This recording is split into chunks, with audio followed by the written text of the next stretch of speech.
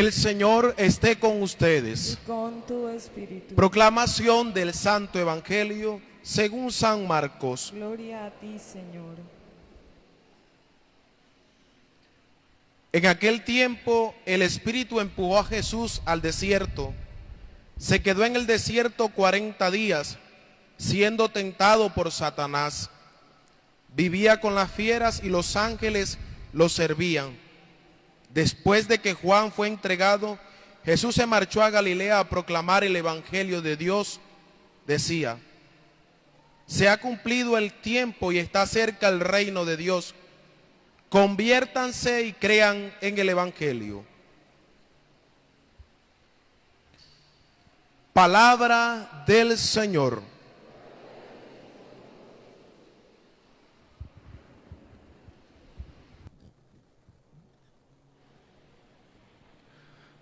Apreciados hermanos, como en estos días estamos en el ciclo de Lourdes, voy a hacer la homilía en dos partes. Primero digo algo de la palabra y luego algo de las apariciones de la Virgen María. Este primer domingo de Cuaresma es conocido como el Domingo de las Tentaciones. Siempre se proclama el Evangelio de las Tentaciones, ya según Mateo, Lucas y en este año según Marcos. Y hemos escuchado que la narración es bastante escueta, 2 versículos. Jesús fue empujado por el Espíritu al desierto, donde fue tentado por 40 días y sus noches, resistiendo toda tentación del demonio. Marcos no es tan extenso explicando las tentaciones como si lo hace Mateo y Lucas, pero sí muestra cómo el Señor Jesús es Señor, es Dios, es Rey y está por encima del demonio. El Señor lo hace callar, lo expulsa. Los demonios le temen y le dicen: sabemos quién eres, tú eres el Hijo de Dios. Y el Señor Jesús entonces, después de las tentaciones, inicia su ministerio público a predicar el reino de los cielos, invitando a la conversión. Las tentaciones, hermanos, démonos cuenta que también las experimentamos nosotros, aunque en una proporción distinta a la del Señor Jesús. ¿Por qué digo en una proporción distinta? Porque el demonio a cada quien le ofrece las tentaciones no más allá de sus propias capacidades, porque el Señor no lo permite. El Señor deja que el demonio nos tiente, pero nunca más allá de nuestras capacidades. Por ejemplo, al Señor Jesús, en una de las tentaciones, el demonio lo que hizo fue mostrarle todos los reinos del mundo. Y le dijo: si te postras y me adoras, te lo entrego todo. A nosotros, a ninguno de los aquí presentes, el demonio nos va a mostrar todos los reinos del mundo. De pronto lo que podrá decir es: bueno, toma allí 100 millones y firme el contrato. O de pronto alguien es un poquito más alto y tiene el demonio que ofrecerle 1.000 millones o 3.000 millones. Pero no crean que nos va a tentar así como al Señor Jesús. Cada uno tiene unas capacidades.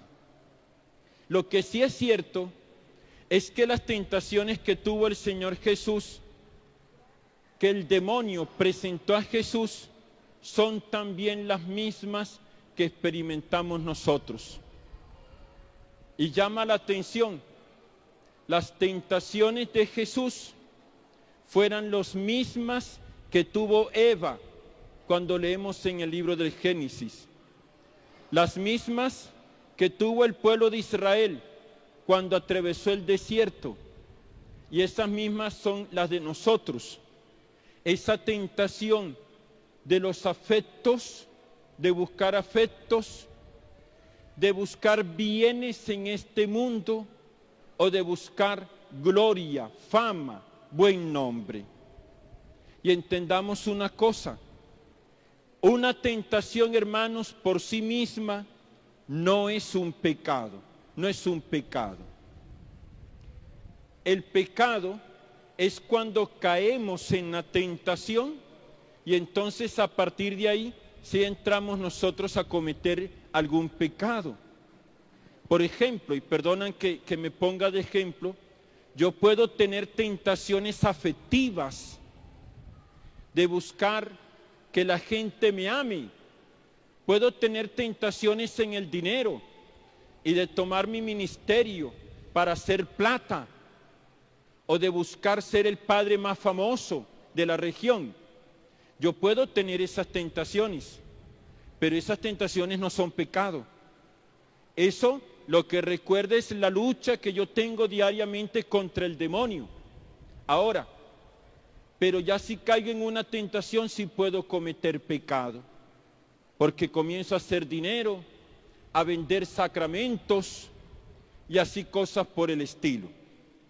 Que ustedes tengan tentaciones, eso está bien, ¿oyeron? Que a ustedes el demonio los tiente todos los días como a mí, eso está bien y por ahí es la cosa. Otro es distinto, que caigamos en el pecado, que eso sí nos hace daño y de ahí sí tenemos que arrepentirnos. Como dice un santo, si el Señor nos quita las tentaciones, no nos podremos salvar. Si el Señor nos quita las tentaciones, nos volveremos unos enclenques, débiles, porque las tentaciones lo que hacen es empujarnos a la lucha, al combate, y nos terminan fortaleciendo. Ahora, y para vencer las tentaciones, la segunda lectura nos da una pista que puede parecernos extraña. ¿Y cuál es? El sacramento del bautismo. Hoy vamos a bautizar a unos niños, a dos niñas, si no estoy mal.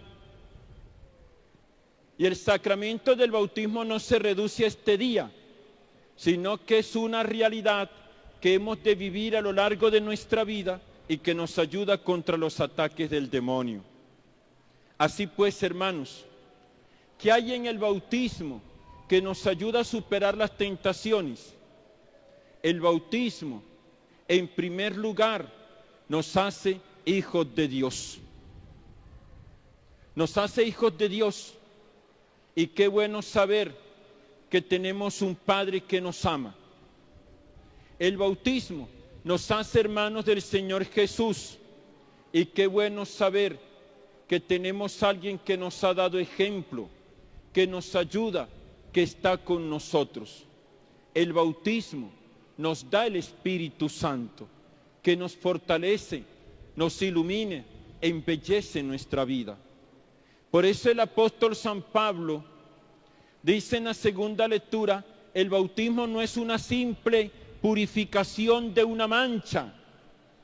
El bautismo nos une a Cristo y unidos a Cristo podemos vencer toda tentación.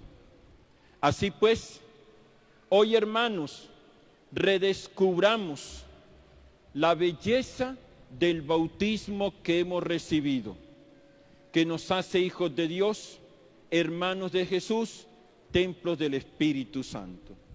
Y así, nuevamente, podremos vencer toda tentación. Bueno, ahora digo algo de las apariciones de la Virgen María en Lourdes. Quiero resaltar algo. La Virgen se apareció en 1858, siglo XIX. Dice el Papa Benedicto XVI, en el siglo XIX se le enseñó a la humanidad que Dios es el enemigo de los hombres. Y por eso lo que se decía era, hay que matar a Dios, hay que declarar su muerte, ya Dios no sirve para nada. Y en ese siglo, donde se le enseñó a odiar a Dios a los hombres, fue cuando se apareció la Virgen María en Lourdes. Y prácticamente allí en Lourdes, el Señor lo que dice a la humanidad, a todos los hombres, incluso a nosotros hoy, que Él nos ama. No es el enemigo a vencer, es el Dios que nos ama y que hemos nosotros de amar. Un 18 de febrero de 1858 cayó viernes. Y ese viernes, una señora llamada Millet, que era como una señora prestigiosa del pueblo que nadie quería, por cierto, convence a la mamá de Bernardita de darle permiso para ir a la cueva de Masabiel. Y ciertamente la mamá cede y salen por la noche, que nadie los vea.